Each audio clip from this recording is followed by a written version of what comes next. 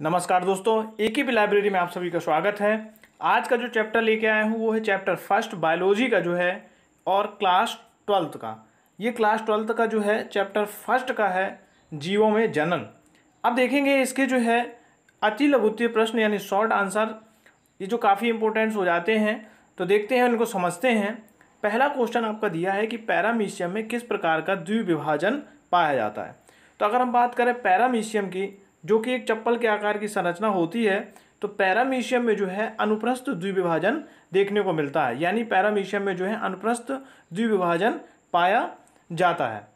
अगले क्वेश्चन की बात करें तो दिया स्पॉन्जिला में किस प्रकार का अलैंगिक जनन पाया जाता है। तो स्पॉन्जिला की अगर बात करें तो स्पॉन्जिला में जो है जेम्युलेशन प्रकार का जो है अलैंगिक जनन देखने को मिल जाता है। तो ये शॉर्ट आंसर है। अगर वीडियो अच्छी लगे तो चैनल को लाइक, सब्सक्राइब और शेयर जरूर करें। तीसरे क्वेश्चन की बात करें तो जीवन अवधि को परिभाषित कीजिए, यानी जीवन अवधि क्या होती है। यह कह सकते हैं कि लाइफ साइकिल क्या है।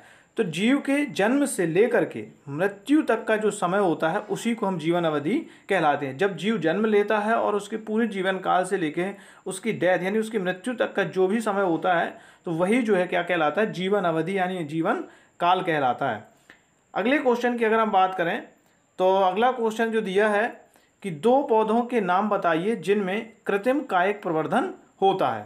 तो ऐसे दो पौधे के नाम बताना जिसमें कृत्रिम तौर पर कायिक प्रवर्धन देखने को हमें मिल जाता है। तो पहला पौधे की बात करें तो ये होता है क्राइसैंथेमम, यानी क्राइसैंथेमम हो गया, और दूसरा चमेली जिसे हम जैस्मिन भी कहते हैं।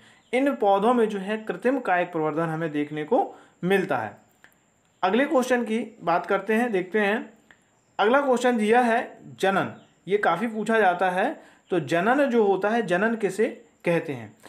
जनन के लिए अगर बात करें तो वह क्रिया जिसमें जीव अपने समान जीव को उत्पन्न करता है जनन कहलाती है, या अपनी पीढ़ी को बढ़ाता है या अपने समान संतति यानी जीव को उत्पन्न करता है, तो वो जो है जनन कहलाती है।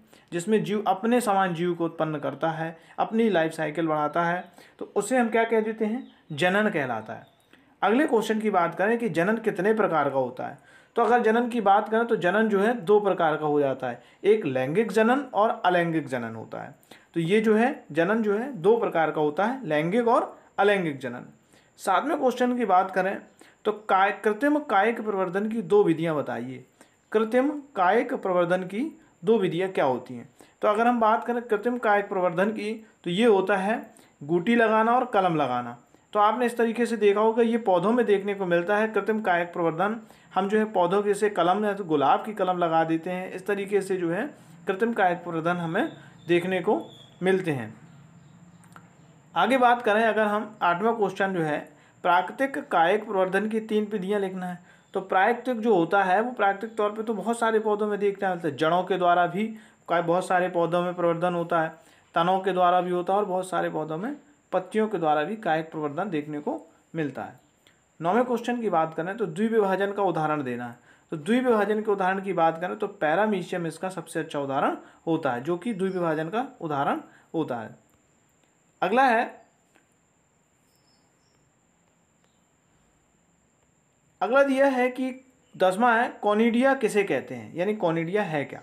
तो कॉनिडिया जो होता है वो अचल बीजाणु होती है, यानी कि जो चल नहीं सकते हैं, जो कवक तंतु के सिरे पर बनते हैं। जो कवक होता है उसके जो है सिरे पर जो है ये बनते हैं, यानी कॉनिडिया। कॉनिडिया का मतलब होता है अचल बीजाणु, यानी ऐसे बीजाणु जो चल नहीं सकते हैं उन्हें हम अचल बीजाणु कहते हैं, और ये देखने को मिलते हैं कवक तंतु के सिरे पर। अगले की बात करें तो आलू में कायिक प्रवर्धन किसके द्वारा होता है। तो आलू की अगर बात करें तो आलू की आँख व अथवा कलिका द्वारा होता है। आलू में जो बहुत सारे ऐसे ऐसे आपने देखे होंगे कलिकाएं निकली होती हैं, तो ये जो है आलू में जो है कायिक प्रवर्धन जो होता है वो आलू की आँख या फिर कलिका द्वारा जो है कायिक प्रवर्धन देखने को मिलता है। पत्र प्रकलिका द्वारा कायिक प्रवर्धन के दो उदाहरण बताना है। तो पत्र जो प्रकलिका द्वारा होता है वो होता है डायोस्कोरिया, पहला तो ये हो गया डायोस्कोरिया, दूसरा खट्टी बूटी। इनमें जो है पत्र प्रकलिका द्वारा कायिक प्रवर्धन देखने को मिलता है। अगला क्वेश्चन है, अगले क्वेश्चन की बात करें तो अमीबा अमर क्यों कहलाता है।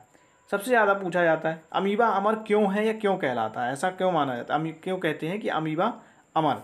तो अमीबा की जो प्राकृतिक मृत्यु नहीं होती है, इस कारण से ये अमर कहलाता है, क्योंकि उसके जो है एक भाग से जो है द्विविखंडन द्वारा जो है अलग हो जाता है, तो उसके सारे जेनेटिक्स दूसरे पार्ट में चला जाते हैं। तो इस तरीके से जो है अमीबा जो है प्राकृतिक मृत्यु उसकी कभी नहीं होती है, इस कारण से वो जो है अमर कहलाता है। 14वां क्वेश्चन यह है कि जनन क्यों आवश्यक होता है। तो इसका आंसर है कि जीवन की निरंतरता तथा पृथ्वी पर जातियों की उत्तरजीविता हेतु जो है जनन आवश्यक होती है, या कह सकते हैं कि जीवन की निरंतरता या अपनी पीढ़ी को आगे बढ़ाने के लिए पृथ्वी पर जातियों की उत्तरजीविता के लिए जो है जनन की आवश्यकता होती है। तो वीडियो अच्छी लगे तो चैनल को लाइक, सब्सक्राइब और शेयर जरूर करें।